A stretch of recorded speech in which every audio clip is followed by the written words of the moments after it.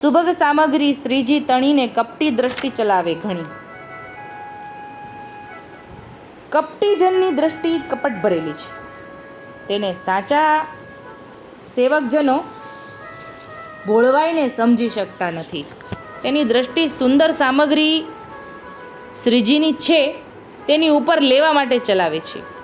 તે લેવા માટે અવનવા પેંતરા ઘણા રચે છે, પણ પ્રભુજી તેની બુદ્ધિને ઠેકાણે લાવે છે અને તેનું પાખંડ ખુલ્લું પડી જાય છે. એટલે સુભગ સામગ્રી શ્રીજી તણીને કપટી દ્રષ્ટિ ચલાવે ઘણી, એનું અહીંયા આવ્યું. એટલે અહીંયા શ્રીજીની સામગ્રીની સાથે સાથે શ્રીજીના જીવો વિશે પણ આપણે ભાવ લઈએ બીજી રીતે, કે ઠાકોરજીના જીવો વિશે ઉપર પણ કપટી દ્રષ્ટિ ચલાવે છે, કે જે કાંઈ પણ ઠાકોરજીનું છે સામગ્રી, કે ઠાકોરજીના જીવ અંતરંગ નજીકના નિજજન, એ બધા પ્રત્યેની દ્રષ્ટિ કપટ છે, કપટ ભરી લે છે.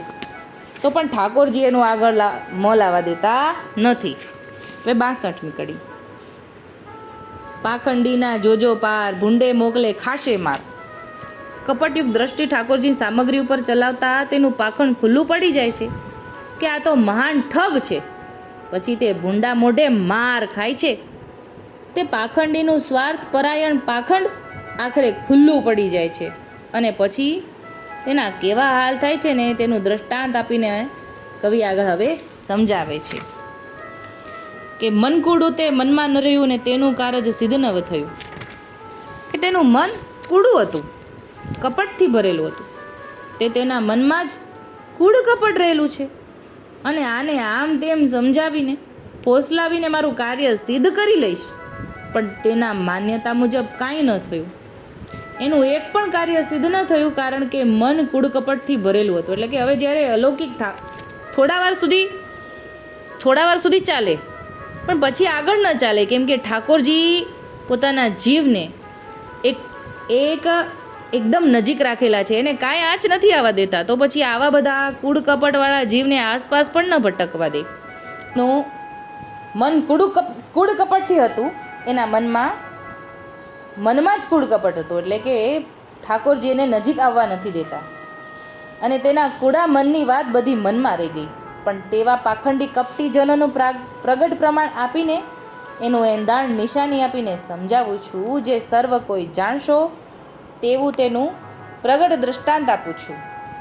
એટલે હવે આગળ દ્રષ્ટાંત આપતા કહે છે કે જોજો એક કહું એંધાણ, જાણે સર્વજન પ્રગટ પ્રમાણ. એનું આપણે આ ભાવાર્થ જોઈ લીધો કે હવે એક દ્રષ્ટાંત આપું છું. તો જાણે સર્વજન પ્રગટ પ્રમાણની આગળ એવું ઉદાહરણ આપે છે કે મોટે આંડે ઓર્યા મગ, અગ્નિ તાપ તળે અતંગ, ભેદ્યો નહીં તે કરડું રહ્યું ને કાઢી નાખ્યો કચરે ગયો. કે હવે કેવી દશા થાય કે મોટા હાંડા વાસણમાં બાફવા માટે મગ ઓર્યા હોય અને તેની નીચે અગ્નિનો ખૂબ જ તાપ કર્યો હોય, છતાં તેમાં જે મગનો દાણો ભેદ્યો નહીં, એટલે બફાણો નહીં, નરમ ન થયો, તે કરડું કઠોળ રહ્યો. એના કારણે તેને તેમાંથી કાઢી નાખ્યો અને કચરામાં ગયો. એટલે આ તો મગનો દાણો એટલે કે એવા જીવ જે બફાયા નથી, નરમ નથી થયા. મગનો દાણો બફાયો નથી ને જીવ નરમ નથી થયા. આટલી બધી ઠાકોરજીના દર્શન માત્રથી ત્રિવિધ તાપનો નાશ થાય છે, તો એ નથી થતો. ભગવદીના સંગની અસર નથી થતી, આટલા બધા સત્સંગની અસર નથી થતી, તો એ નરમ નથી થતો. કેમ કે આટલો બધો અગ્નિમાં એ બફાવો જોઈએ મગ, તોય કરડું રહે છે. એટલે કે કડકને કડકાય, દીનતા તો આવતી જ નથી, નરમાઈ તો આવતી નથી, વાણી વિવેક આવતું નથી, વર્તનમાં વિવેક આવતું નથી. તો એ તો કરડું રહ્યો છે મગની જેમ, એટલે કે કડક રહ્યો છે. એની અકળાઈ નથી જાતી, હું અભિમાન નથી જતું.